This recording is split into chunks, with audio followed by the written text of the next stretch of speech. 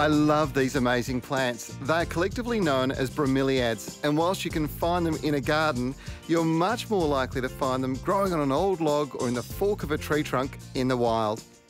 They're one of the great survivors, having evolved over millions of years, and they hold rainwater in this well in the heart of the plant. Not only does it hold water, but it also captures leaf litter as it falls down, and this provides the plant the nutrients it needs to grow and survive.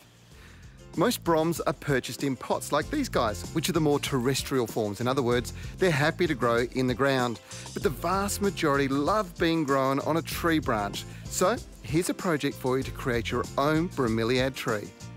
So what you're going to need is a paper bark trunk. Now, this is actually a big branch that I found on a roadside verge collection.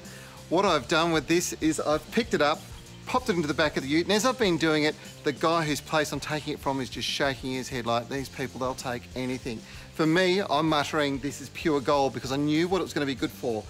I've brought it home, popped it into a pot, popped some concrete around the base, so it's now nice and secure and ready to go. The next stage is tying the plants to the tree's bark. Now, there's no adding potting mix here. That's just not necessary. These plants use the moisture and organics from the bark to sustain them initially, and as they cling on, I'll add some seaweed extract to sustain their growth.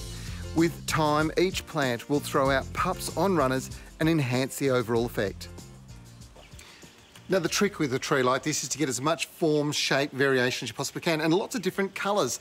Now, the great thing about these broms is they do come in lots of different foliage colours and even different flower colours. They look sensational. Now, I've actually picked mine up from Collectors Corner. They have a huge range and you can order them online and they'll be delivered direct to your doorstep. It's a terrific way to do it. The trick is, again, making sure these plants get at least 1 to 2 drinks a week. Not a lot of moisture, just enough to encourage growth and provide moisture to the well in the heart of the plant. So a mister or two placed above is more than enough. The tree effect is stunning and it creates its own micro ecosystem. Now, after you've watered them in, it doesn't hurt to give them a bit of a spray over the foliage with a bit of sea salt. It just helps them avoid transplant shock. Now, the thing about these is the water that sits inside the actual heart of the plant is a fantastic home for things like insects, but also frogs, who will feed off the insects and at the same time lay their eggs and actually have tadpoles in them. These really are spectacular features that can be really well positioned alongside entertaining areas like this. For more information on developing your own bromeliad tree at home, simply check out our website, thegardengurus.tv.